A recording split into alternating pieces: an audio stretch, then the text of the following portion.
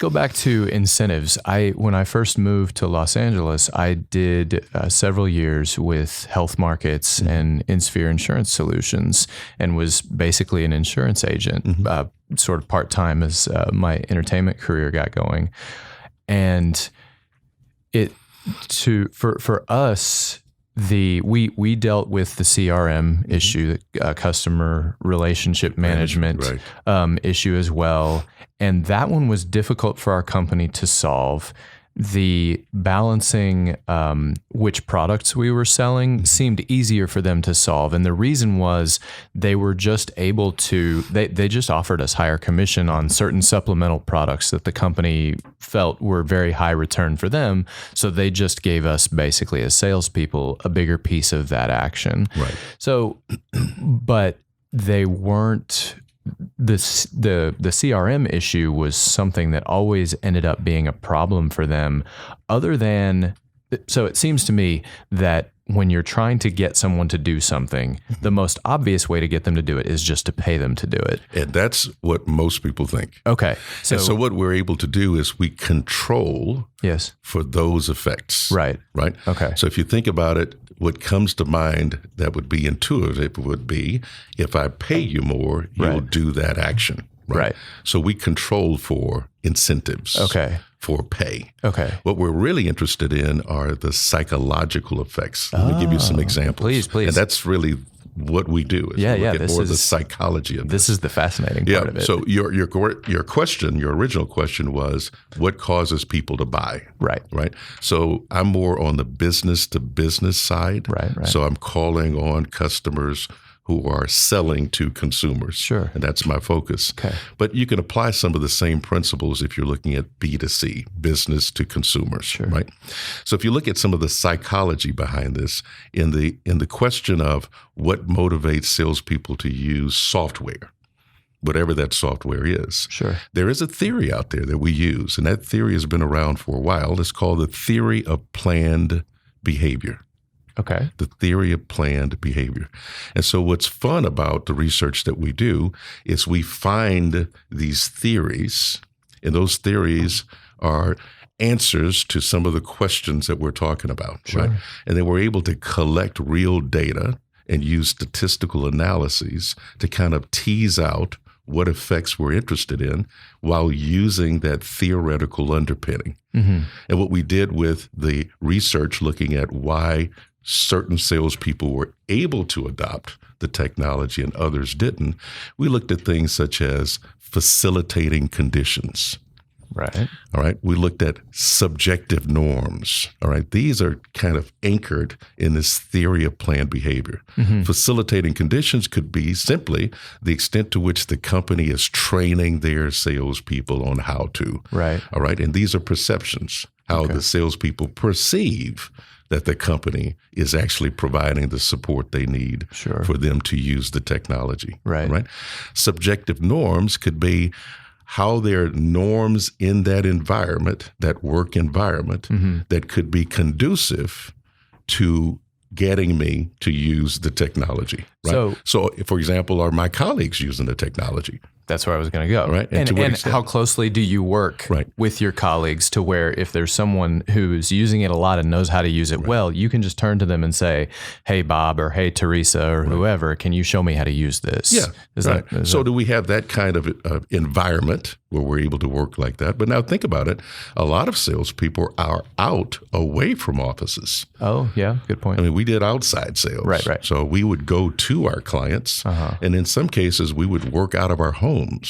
So what makes this especially a problem is if you have outside salespeople working in remote offices where they don't have direct contact with their colleagues, how do you get them to use the technology? And that's often the case in outside sales. So we have to be able to measure psychologically what they think about and how they think about the kind of support that they're getting. And it could be real or it could be imagined. And that's what makes this fun. Yeah, I bet so. So we find all kinds of surprises. Sometimes it's counterintuitive. We get into some of these statistical effects, and they are actually intuitive. You might think this is the way it's going to be, but we find other things. And that's why certain companies want to use us to help them understand what's really going on, because you can actually, not only can we publish these papers in these major journals, but we also have companies using what we're finding.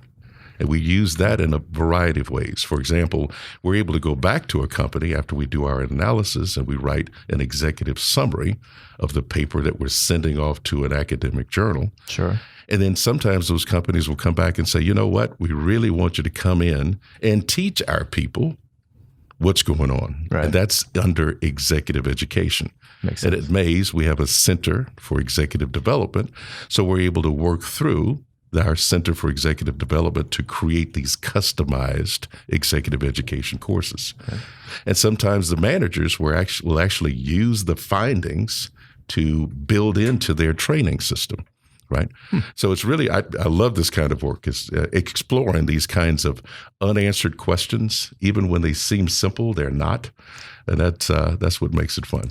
One of the first things, shout out to Steve Pato, who was the guy who recruited me to InSphere and Health Markets. One of the first things that Steve was our divisional manager and later our agency manager.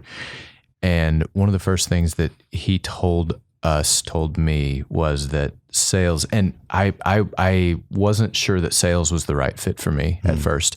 And Steve helped me make that transition when he said, sales is not about selling, it's about helping people buy. Is. Right. It's right. You are a facilitator, to use a word you used earlier. Right. And when I realized that I'm just trying to help people figure out what it is that they want, not what I want them to do. Yeah.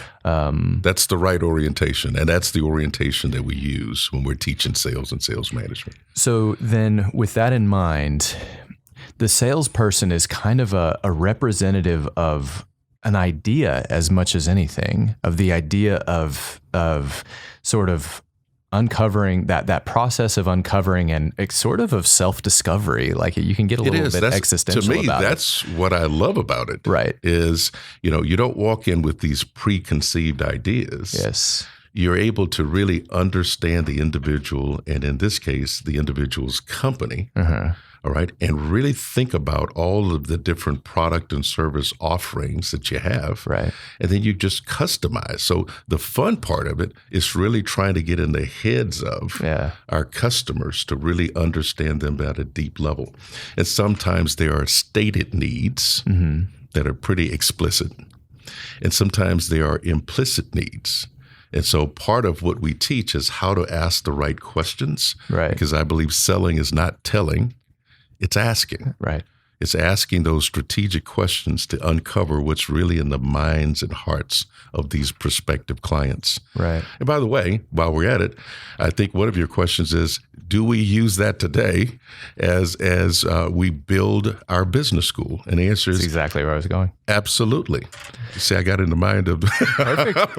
Right. Please keep doing that. Keep doing that. So and that's what we use. So we're able to. So think about all of the things that we have going on in the business school. We have different programs. We have great faculty. We have great students. We've got fantastic staff. And so we have a whole host of product and service offerings. And because of my mindset, which I've been in sales all my life, I'm able to see all of the different parts of the business school.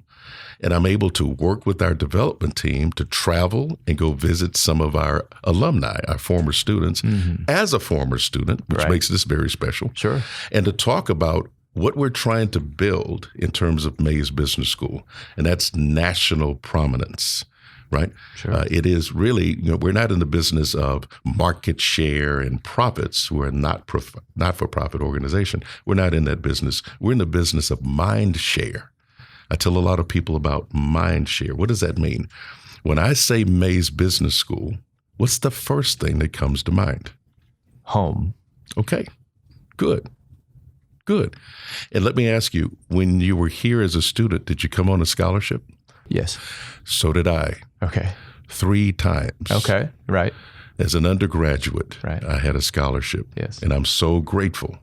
All right. As an MBA student, I was on a scholarship. I'm a first generation college student. Okay. So I lived off of scholarships. Even as a PhD student, I had a forgivable loan, right?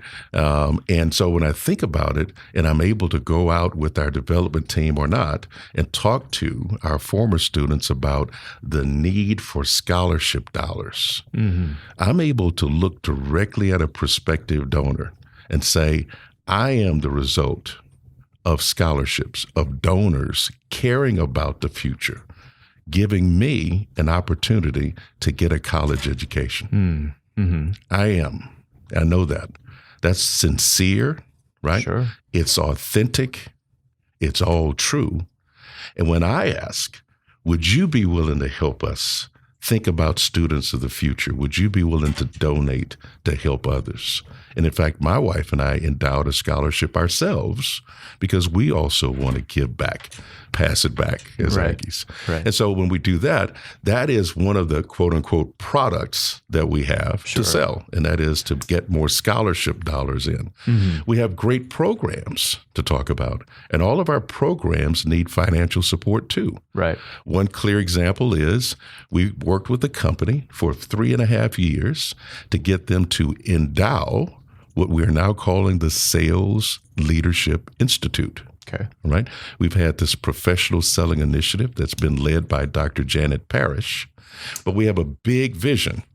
We wanted to take it from being an initiative that's really marketing centered, marketing students primarily going through this curriculum in sales and sales management. Sure. And we wanted to build a bigger vision, something that could transcend the college, the university for that matter. And how do we take students from any major and get them to understand these principles that we're talking about, sales and sales management principles? Sure. And how do we teach them to be customer-centric and focus on the relationship building, not on using techniques that are pushy and manipulative? Right. Right? We speak against those. We talk a lot about building these relationships. And for the last few years, we've built a strong relationship with one of the companies that I can't announce yet. But the company just recently gave us $4 million to build on this vision that we just talked about. And they are endowing our sales leadership program. That's great. That's an institute now, which is going to be campus-wide. So that's an example of using what we teach in the classroom in our everyday lives as we do development work, fundraising, to help our school grow. I'll give you one more example. I know you've got some questions you want to get to, but I get excited about this. Please. This is right in my area here. But when I think about, for example, think about Mays Business School. All right. I was part of this business school when we weren't even ranked. When I was in the MBA program, we weren't even ranked. We're now a top 20 public business school. So I've actually been part of this university, and I've watched the rise of Texas A&M and Mays Business School. I was part of this business school before it was Mays. Right. All right. The infusion of funds that Lowry and Peggy Mays made to this college, that gift accelerated the mind share that we need to grow the business school. Right. All right. Just a couple of years ago, they infused more money into the Mays Business School. I remember when that happened. Yeah. So that just happened a couple of years ago. And Lowry and I have talked. The development office has talked to Lowry and Peggy Mays and their family about what we're doing in terms of building our business school. And when we think about it, we're not a regional school anymore. We're beyond Texas. Sure. Right? If you look at our peer schools and our aspirant schools, they are beyond Texas. They're outside of Texas, right? And so the way we look at our quote-unquote competitors, although we're not really competitors, we actually help each other, which is kind of strange. It's different, but we do. We help each other go through accreditation and all. But when you think about the schools that we so-called compete with, those schools they have bigger endowments than we have. They have faculty that we want, right? Sure. And so they have programs that we admire, and we take some of those ideas, and by the way, we give some ideas away too, quite a bit. And so now it's an opportunity for us to say, look, We want to grow, and one way to get there is to have some permanent funding. All right. So we always say that we used to be a state-supported school. Mm-hmm. Now we're a state-assisted school. Okay. Soon we'll be just a state-located school. So if you look at state appropriations nationally, they tend to be declining. Right. And so we have to rely on philanthropy to really raise the mind share of our business school. That infusion of money that came from the Mays Family Foundation made such a difference that it put us on the map. Sure. All right. And then what they did just 2 years ago, raise the game again. Sure. All right. We are currently working on expanding our building right outside here, that footprint, that courtyard area. Yes. We want to add 75,000 square feet to already 260,000 that we're in now. We want more active learning classrooms. We have a vision for connecting students, getting students to collaborate, right? To communicate better. And so our vision is to build that kind of an environment. And that big gift that we had from the Mays Family Foundation 2 years ago is enabling us, because 15 of that 25 million is going to this very project. That's enabling us to add to our very physical facilities, I should say. And so that's what we're working on now. Okay. So yes, in terms of taking what we teach our students, which is how to identify needs, how to sell a vision, how to create a vision and communicate a vision, and getting, in our case, donors to buy into that vision and help us, absolutely we use what we teach. Sure.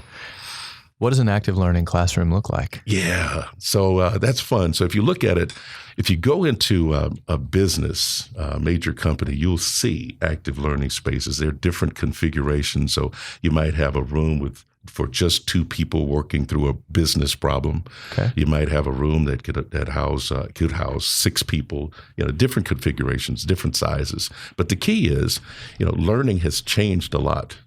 For example, we tend to, if you go back some years ago, we teach our students by technically just one-way communication. Right. That's the next question I was going to ask. Yeah. So the professor teaching to the students, right, in a sense.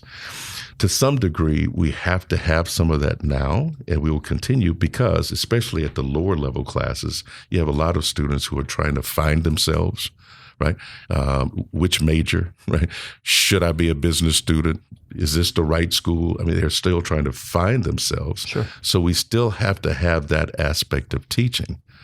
But as you move into the upper level classes, there's some problem solving that we really want you to do, right? It could be a real world challenge that we bring in, and then we have you go out into a room and have a workspace, whiteboarding, digital types of technology, all kinds of technology to uncover the problems and to arrive at a solution.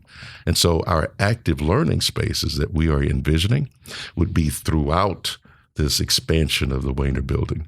So we're going to have a couple of floors with different active learning spaces. Wow. Right? We're also going to have the first floor is going to be open space. Right? If you go to business schools today, you find a lot of open space where people can connect. Right? Makes sense. We're going to have a coffee shop finally. So we're excited about it. I'm excited about that too. In fact, a company has already... Breaking news here. Yeah. A company has already put money in to name the coffee shop too, by the way. So we're pretty excited about that. And then we've got this transformation center idea, which is going to be high-end technology, fully immersion types of technology where students can go in, as an example, they can go in and connect to a guest speaker who's in another part of the world. And we can broadcast. So we have a big vision to really expand our building and build in those types of classrooms. Fascinating stuff. So let's back up a little bit. Shortly after you came to Mays, you led the college in a strategic planning process. Some people might think every organization is always planning strategically. Retreats are a regular feature of business, et cetera. What was special about this particular process? That's a great question. I love that. I think what was special about this one is it was a true grassroots effort. Okay. So, when I think about strategic planning overall, you're right. So a lot of folks will engage in a strategic planning process, which may indeed be a retreat or an advance. Some people call those advances, right? Okay. As opposed to retreating. But, so you take a group of leaders off campus in our case, and you do that. And we did. We did that in 2016, January. We took 30 people from across the college away, and we went to a facility that's right outside of Dallas. But that was just a piece of it. What was special about the whole process was that we asked faculty, all staff, some of our students, our various board members participated. So it was a grassroots effort. And so I think that's really special because all of a sudden it becomes everybody's strategic plan. Mm-hmm. See, that engagement leads to involvement. That's a consultative approach, and that's what we teach, right? And that's what we did. So for the most part, that was what was special. We had some staff members here in our college who said they had never been asked about the future of the business school. Huh. All right. But they were asked during this process. And we had town hall meetings. We had lunch and learn sessions. We really did try to get everybody involved in thinking about the future of our business school. And I'm really proud of that. Sure. Really proud of that. Yeah, as you should be. Yeah. What was the piece of feedback that you got at the grassroots level that got your attention the most? Let me describe in general the different phases that we went through in our strategic planning process. So it wasn't, an event. It wasn't, we went off site, we came up with some ideas, that became our strategic plan. It was well over a year in the making. Sure. So it took a lot of time, but boy, is it really helping us out. So let me tell you. So when I joined here, the first thing I did was I went out and I talked to our donors first. Okay. I traveled a lot. I talked to our donors, our supporters, and I wanted to get to some of marketing guys. So I started with the external. That's what marketing people do. Right. And so I started with the external. And my question was exactly the question that I asked you. When you think of Mays Business School, what's the first thing that comes to mind? All right. And in that process, in that research, if you will, I heard various strengths of this business school. Right. All right. I remember my first faculty and staff meeting here. I went to the faculty and staff and I put up 8 different themes that I heard in the marketplace. Okay. All right. All right. And then I said, now, I'm just sharing those things. This is what I heard. Now we're going to go through a strategic planning process and let's see how close we are. Okay. So then the next step was we put together an off-site meeting. Right. We went to a place just outside of Dallas, 31 of us, and we had facilitators there. And we talked about the big picture. We really spent a lot of time around the big picture, beyond rankings, beyond coursework, beyond all those things. Let's think big, right? And so one outcome of that is all of a sudden we started thinking, at the end of the day, what are we really doing? What is the true vision? And we went through a process and arrived at the vision is we are to advance the world's prosperity. All right. Now that's beyond a course, it's beyond a program, it's beyond a major. But when you think about that vision, that is aspirational, but it's also realistic. Mm-hmm. And I'll tell you why. So in that process, that whole strategic planning process, we went through this. We started thinking, well, one, are we doing that now? Is it possible to advance the world's prosperity? And so we started thinking about all of our different assets in our college. For example, we have a Center for International Business Studies. You know that. Yes. All right. We actually have a grant from the United States Department of Education. We're one of only 15 business schools in the country with this grant. And every 5 years, we have to go up for renewal. And we've held on to it for a number of years. That grant allows us to have partnerships with schools abroad. And we have all kinds of arrangements with schools abroad. In addition, we're able to take our students abroad, study abroad opportunities. And I always say to the students, those aren't vacations, right? This is a chance for our students to truly go to another culture and understand that culture and understand what it would be like if they were all of a sudden the leader, the CEO of a company, a multinational company. And that job entails working with staff members, colleagues to deliver goods and services to people outside of the United States. Mm-hmm. And so if we expose our students to other cultures, their minds will think a little differently. And I've actually watched those transformations. I used to take students abroad. I have witnessed transformations where students believe, because we tend to be a little ethnocentric. We think, for example, here in the U.S., hey, we run out of groceries, we hop in a car, we go to an H-E-B, we fill our basket with it. Go to a country when they don't have running water and they don't have transportation. Mm-hmm. All right? And you think about it, if you are running a company and you have to get to those people, right? How do you do that? So those are the kinds of thoughts that our students have, and those are transformational experiences that we're already doing, right? And so we started by thinking about what we're already doing in terms of advancing the world's prosperity. Our students will graduate, they'll become leaders in companies, right? So if you even just look at the leadership side, look at the CEOs who are running big organizations, multinational, big organizations, CEOs who graduated from Texas A&M. Mm-hmm. As you already know, Texas A&M leads that space in terms of CEOs in Fortune 500 companies, all right? And our business school has its fair share of CEOs who are out there. So we would like for our students to one day run big organizations or start businesses. That's why we have an entrepreneurial focus. Right. At any rate, so when we think of advancing the world's prosperity, we started thinking about what we're doing already and how we could continue to move that vision forward. Right.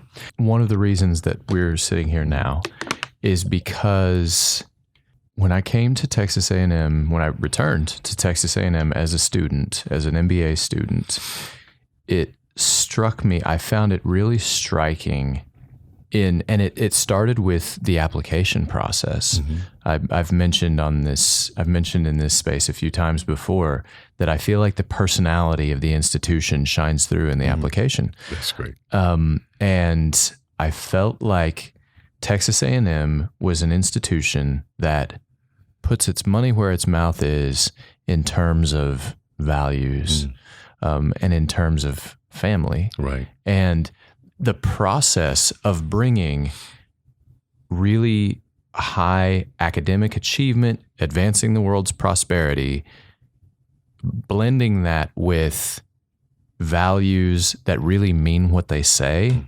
was really compelling to me. Sure. And the idea of getting that message out into the world in a new media space was something that really excited me. And so that was sort of the inception of this podcast. But so then my question is, so next question is, what do you feel equips you uniquely well to carry out this vision? What makes you different, and how do you put that stamp on the process of advancing the world's prosperity? So I'll start with the faculty and staff that we have here. Sure. We really have such great faculty and staff, and you can't do it without great people. You just can't do it without great people. You know, I always say people make the place. Mm-hmm. And so part of our culture is a very family-oriented culture. That's really embedded here. And that's, my predecessors built it. I'm carrying it on, and that is to maintain this family culture that we have. Yes. And we hire people who really, really care a lot. If you look at my predecessor, he's a 3-time Aggie too, Dr. Jerry Strausser. So he actually spent some time in this place as a student. Mm-hmm. And our university decided to hire another former student to follow him. So we care deeply about the place in the first place. And I think that's very important. And we have great people around us who care deeply about the place. So for starters, we've got to hire and retain the right people to maintain our culture. Mm-hmm. And I've got to start right there. Now, what do I add? Well, one, I call myself a bridge builder. Okay.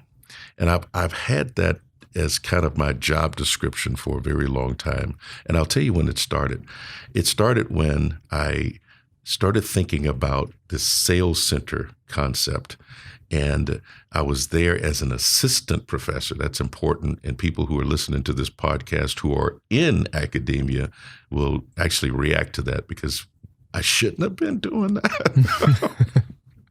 I was naive, but I was still held accountable for publishing and teaching. But Sure. In addition to that, I took on this very heavy service load because I was asked to, and that was to help build a sales center. And I started thinking about it. So one, I carried the bag. That's important. I was actually out in the field, actually went on live sales calls, was actually a key account executive. Right. And now all of a sudden, I'm an academic and I'm a professor. Right. And so, as I said earlier, I'm able to teach from a variety of perspectives. One, I carried the bag. Right. And I'm proud of that. I called on customers. So it's beyond what's in the textbook. I can use the textbook. I can talk about what it was like to lead people, because I did that.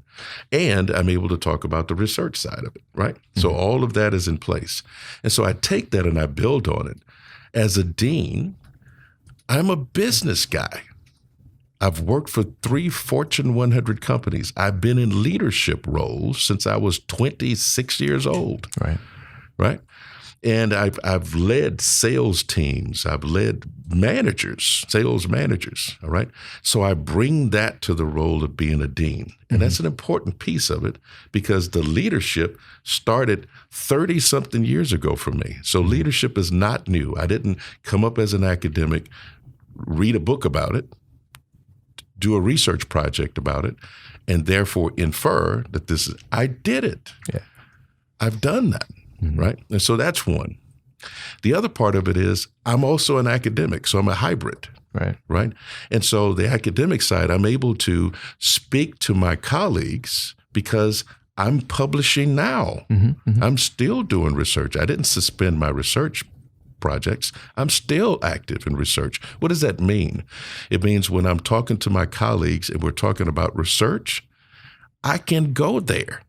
I can talk about these things that professors think a lot about in reviewing cycles and publishing in top tier journals.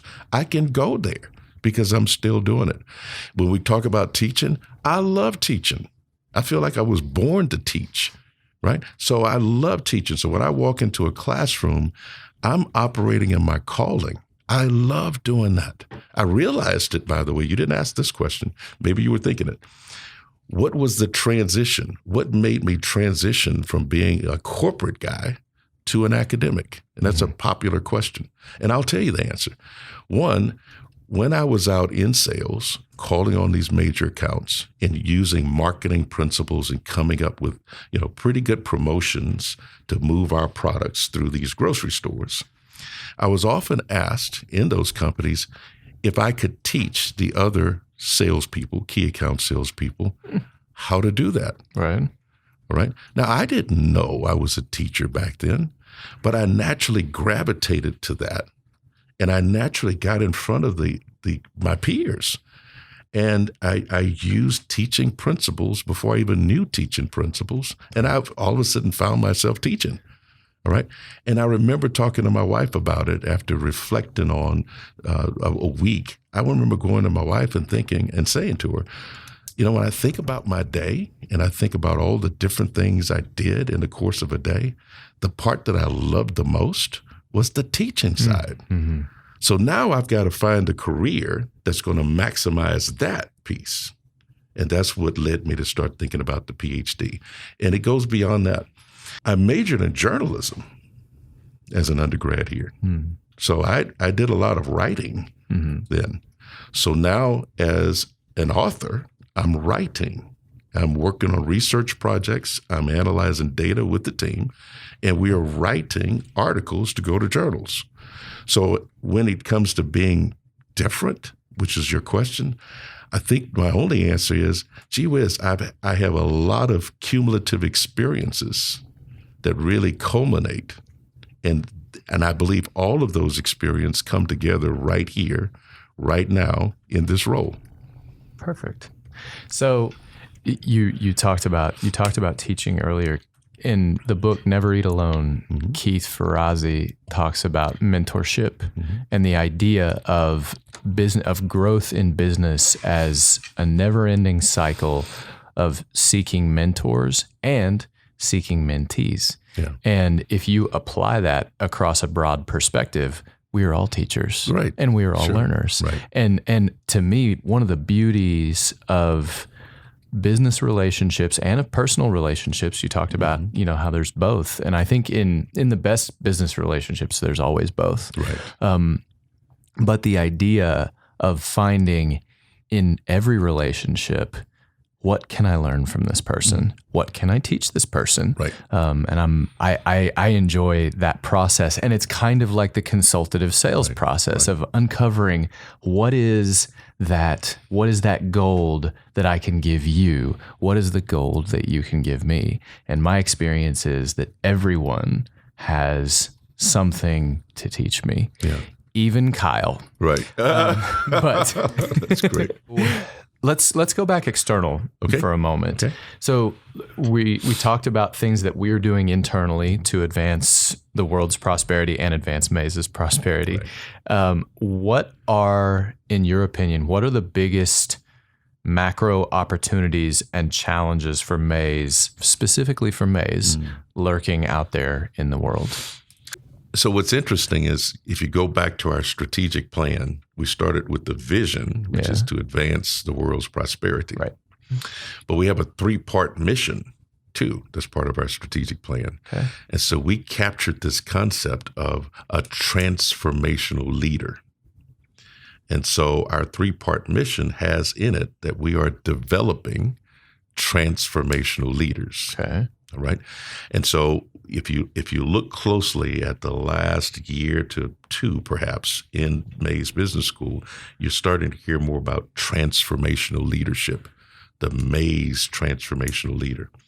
Now, this is important because we're trying to capture what I just said to you in terms of the mindsets. Right. We're capturing that in the form of the Maze transformational leader. So we have mindsets that we're helping our students think about, right?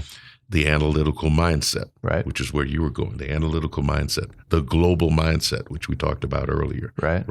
We have the ethical mindset, right? We also have this idea of giving back to society. There's this whole societal piece, right, too, in the mindset that it takes as a business leader, a transformational leader, giving back to society. So that's built in. We have, systems thinking mindset. How do you look at the big picture and put the parts together? Right. So if you go to our strategic plan at maze.tamu.edu and look at the strategic plan, you're going to see not only the vision, but you're going to see our 3-part mission. And all these things we talked about are wrapped up in this idea of Maze developing transformational leaders. Right. And that also includes, if you go by the technical definition of transformational leadership, it's change embracing. So you don't run away from change, you embrace change. Right. So we've got to get that concept across too, because as I said earlier, in the idea of a turbulent marketplace, lots of changes are occurring. Sure.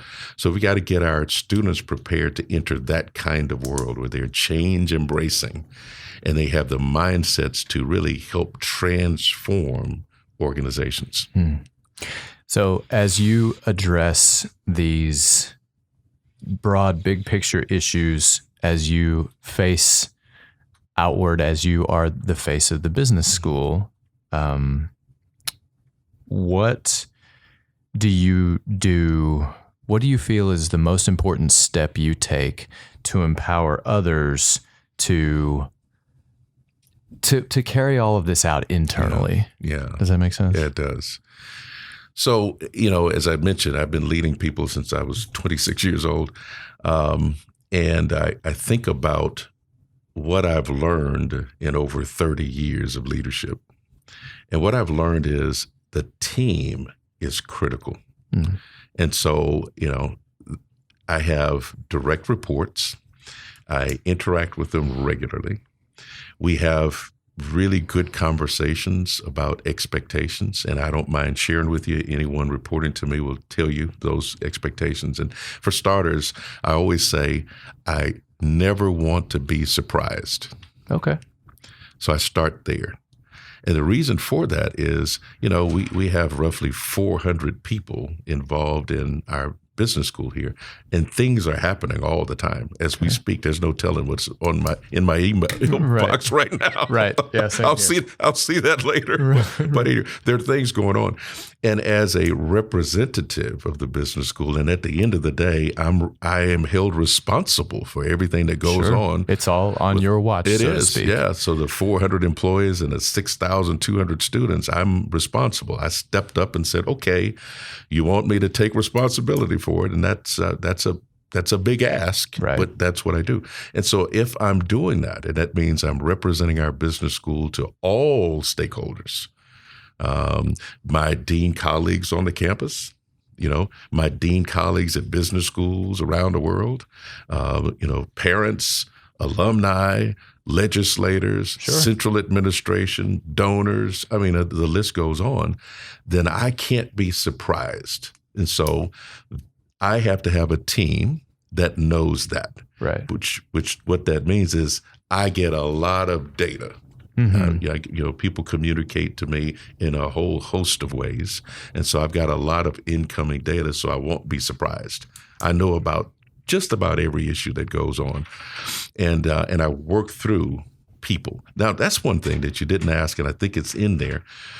One of the things that I learned about leadership is you've got to be able to trust people to get things done, because at some level, it's beyond your control, right? You can't do it yourself. I'm spread across a lot of different ways across the country in a lot of different aspects, but I've got to be able to trust the people who are working with me. Mm-hmm. And so that's critical. So I've got to be able to select people to be on my leadership team. Right. I've got to feel comfortable that about what they're doing. All right.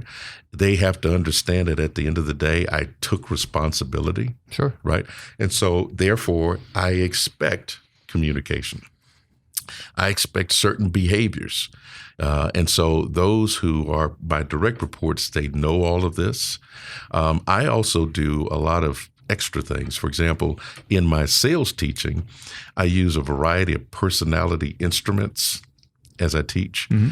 And the reason for it is I'm teaching people how to understand themselves better, their personalities, right? And I use different instruments. In Myers-Briggs, I use DISC, I use social styles, I use true colors, I use all these different instruments to help my students understand who they are, but also how to build a team. And so in addition to everything I just said, and that is getting capable people I trust, people who trust me too, by the way, I've got to live up to the promise myself. But in addition to that, I try to surround myself with people who sort of compliment me, because I know who I am. And I've taken a lot of different personality tests to figure out who I am. And so I want to have people who can compliment me, because I know my strengths. I also know my weaknesses. And so if you look around my team, you'll see that. You'll see the complementary skills. One thing that another leader shared with me back in the day was, and this was something that surprised me, and I've kept it with me. He said that leadership, you really have to be able to see through to the process. It's really important to think in terms of process over results. Mm-hmm. If the person is doing the right behaviors, if they're doing the things that you have encouraged them to do and that you feel will lead to the right results in the long term, then a bad result in the short term can be something to be praised if they got to it the right way. Sure.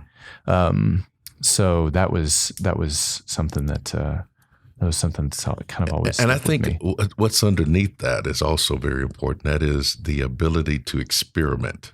Oh, yes. So I had a conversation with a direct report not long ago, and I said to this person, who's a very experienced person, I said, if you notice, I say yes a lot more than I say no. Sure. All right. And that is a philosophical thing. That's something I've thought about for a long time. And here's what that means to me. I can't say yes to everything. All right. And my leadership team can't say yes to everything. Right. But we tend to say yes more than no, because what it does is it enables people to try things. And I think that's part of building an innovative culture. Yes. All right. Unquestionably. So it's the experiment. Right. And if you were in my office and hearing me talk to people who work with me, you'll hear that word, experiment. Let's experiment with that. Right. Let's take a small version of that and try that out. Sure. So I'm very interested in how do we innovate within the business school. And so therefore we have a map, we have a strategic plan, we have those things, those big things in place. I hope everyone understands what we're trying to do with the strategic plan. We try to allocate resources according to the strategic plan. We try to hire people based on what's in the strategic plan, so we use it quite a bit. But over and above that, I'd like to have people experiment with certain things. So we're going to do some things this summer I'm excited about. We're getting ready to do a complete Wayner refresh. Mm-hmm. And so I've got a group of people who are on the Wayner task force, and it's the same group that's working with me to expand our building. And so, it was the team that came up with this idea. Why can't we get started now? Let's not wait until we build this new building. It was the team that came back and said, could we do some things in our current building to get us to where we want to go? And I thought, that's a brilliant idea. Right. So we set aside some funds and we're refreshing Wayner. You'll start seeing some things down on the first floor, mm-hmm. right? So you might see blue tape on the first floor. We're doing some things. We cleared out some areas. We're creating more open spaces, right? You're going to start seeing some active learning classrooms downstairs. So to give the students an example of what we're talking about that we want to put in this new building. Okay. That's innovative. Sure. That's innovation to me. So let's try it. Right. That's kind of part of our culture. Yes. You talked about experimenting and empowering people to experiment. And I think there are a couple of interesting things that sort of flow out of that. The first one is that it's okay when the experiment doesn't work out, because really with experimentation, you try 100 things and 80 of them maybe don't work at all. Right. 10 work a little bit, 5 work well. Mm-hmm. 4 work really well, and then 1 blows up and pays for all of the 80 that didn't work. That's right. And the other thing is that the variance in the success of the experiment, I think, decreases as we gain experience and as we get older, as we get more life experience. So what that means then is that it is especially important to empower the young, because if they are okay with sometimes some pretty spectacular flameouts, then you can encourage them to keep looking for that one thing, to keep sifting and finding that one grand idea that then pays for all of this. Oh, sure. We and I believe it was about a year ago. I lose track of time, but we sent a message out to our students, and we were talking about the notion of grit. Angela Duckworth's book, I really like that. It's about perseverance. Yeah. It's about, okay, yes, you're going to fail, but fail fast, right? Experiment. Fail fast, fail often. Yeah, fail fast, fail more. often. Learn from it and move on, right? Yes. And so we really like this idea of grit, and we're starting to talk more about grit and what that means. And the key of it, I think the key to it is not so much, really contemplate the failure. It really is learning from that failure and being able to persevere through it, to say, look, I learned from that experiment. Now I'm going to do something different. And I think about it differently. That's exactly my career. I've learned a lot, as we talked about various experiences. What I didn't talk about is the number of failures around those things. So, yes, I have, right. And so I have folks who talk about my deanship here. Well, I've done this job for 11 years. I've done it in 2 other locations. So I've experimented. So, I brought some things here that I saw worked at other places. I left some things where I was, So I think, life is that way. You've got to be open enough to say, I'm going to try, right? I know I'm not going to get it all right, but I'm going to try. right? And if I try and I fail, I'm going to be okay with it. I'm going to learn from it, and I'm going to keep going. And my whole life has been just that. It really is a lifetime of experimenting, failing in some cases, learning from those, and moving on. How do you encourage people to disagree with you in a respectful way? How do you strike that balance as a leader and as a very public-facing leader, of helping people not be afraid to say, I think you could do this better, or I think we could do this better, but to maintain a tone of respect in the relationship? Yeah, I think that's key. I think that's key. It's okay to disagree. I mean, that's the beauty of being in an academic environment. When you think about it, my professors and I, we see the world based on our disciplines. So to me, everything is marketing. So I'm a marketing guy, right? Sure, I get and more that. specifically, everything is sales, because that's my lens on the world, right? And so I've got faculty members who are finance experts, and they see things that, from that perspective and all. And so the good news is we value that. When we get together as a leadership team and we're talking about different challenges, different things that are going on in the college and what we need to do, we listen, and many times someone will approach that challenge from that discipline, and we want to respect that. That person is a national expert in this particular area, right? I'll give you a very good example of this, talking about disagreeing. We have a professor in our management department who has published in the area of transformational leadership, okay? Very good guy, very, very well published. He's really, really good. And so when we rolled out this idea of the Mays transformational leader, he pushed back. He said, wait a minute, that's not technically what transformational leadership is. Okay. And we listened to him. He's a published expert in transformational leadership. Right. And so we listened to him. We heard what he was saying. We adjusted a few things in our strategic plan to really go along with what he was saying. But we also said this. When we think about the academic side of the house, which is very important to what we do. So research leads the teaching, by the way. So that's a very important aspect of our college. Right. And we think about it, the audience is a little different. So in this particular case, this particular professor has been publishing and really speaking more to the academic audience, which is naturally going to be more technical. But what we were saying is we're defining the Mays transformational leader. All right? We're defining what that means. And for us, that means it's a promise to recruiters coming here to hire our students. It's a promise to our professors that this is what we're developing. It's a promise. That's what I think of it as. It's a promise. It's a brand. It's a promise. And so when we say we're talking about the Mays transformational leader and we want to talk about these mindsets, that's us differentiating ourselves from other business schools, which I think was one of your other questions. That helps us differentiate. And we get to say at the end of the day to a company, you're hiring someone with these mindsets. Right.